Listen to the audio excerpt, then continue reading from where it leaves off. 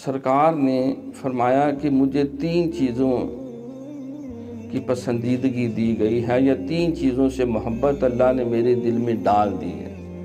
ایک خوشبو، دوسرے نمبر پہ ماں، بہن، بیوی اور بیٹی کی جو صورت میں عورت، اس کے لیے محبت اور اس کے لیے احترام، اور تیسرے نمبر پر قرۃ عین فی الصلاۃ، نماز میں میری آنکھوں کی ٹھنڈک رکھیے۔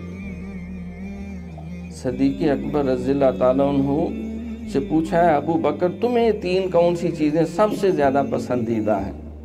عرض کی آقا دل چاہتا ہے کہ ہر وقت آپ کا دیدار کرتا رہوں، اور اللہ مجھے مال دیتا جائے، آپ کے قدموں پہ اسلام کی خاطر لوٹاتا رہوں، اور میری صاحبزادی آپ کی خادمہ ہو، آپ کی شریک حیات۔